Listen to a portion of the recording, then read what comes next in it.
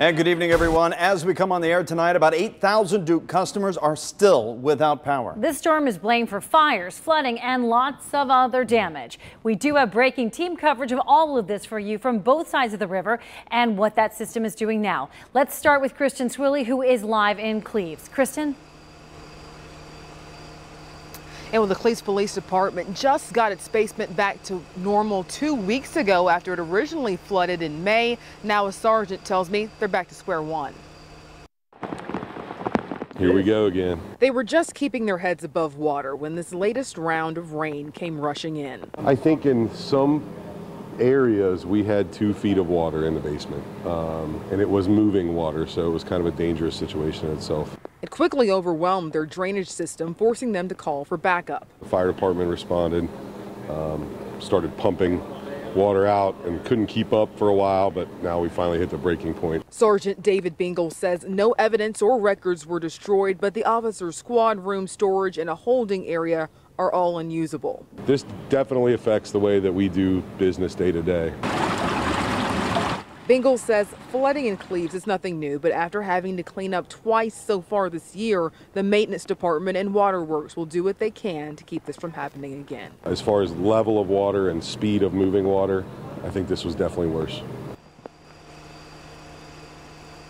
Now, the police department did loosen furniture and will likely have to relocate some things upstairs, but there's no exact word on just how much all this is going to cost. Reporting live in Cleves this evening, Kristen Swilley, 9 on your side. An East Price Hill woman caught the moment the storm sent a large tree limb flying across her yard. Lydia Hamilton says she decided to start recording after she heard hail, and the storm got more intense after that. It was so windy and the rain was just kind of going in circles out in the road. So that limb also took down some power lines and is leaving Hamilton in the dark. The wind blew 2/3 of a roof off another building in East Price Hill. Parts of the roof slammed into the side of Denise Yates' home and came to rest in her own yard. When I came out here, I actually thought it was my roof. So I was like, oh my God, I don't know what I'm going to do. Well, the building that was damaged at Grand and Price Avenues was vacant and being remodeled. No one was hurt. Non-stop lightning filled the sky in Hebron tonight. The fire chief tells 9 on your side the department responded to 6 lightning strikes around the area. The most serious fire was on Whispering Pines Drive.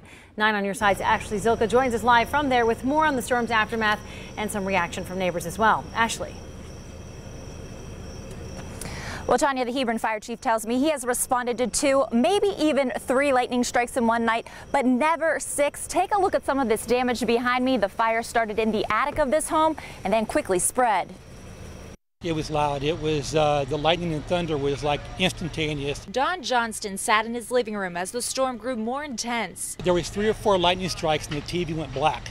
And then it came back on immediately. Don looked outside and thought he saw fog over the lake, but that wasn't the case at all. I looked out front and saw my neighbor running around, and I asked what happened. He said, my house is on fire. A lightning strike caused the home on Whispering Pines Drive to go up into flames. Unfortunately, this one apparently stayed up in the attic for a little while before it became visible, so it got ahead of us and everybody else. Hebron Fire Chief Tony Scheben says his department took the first call for a lightning strike at 5:30, and then 5 more quickly came. The most serious fire was at Johnston's neighbor's home. We had some of our team members inside the fire.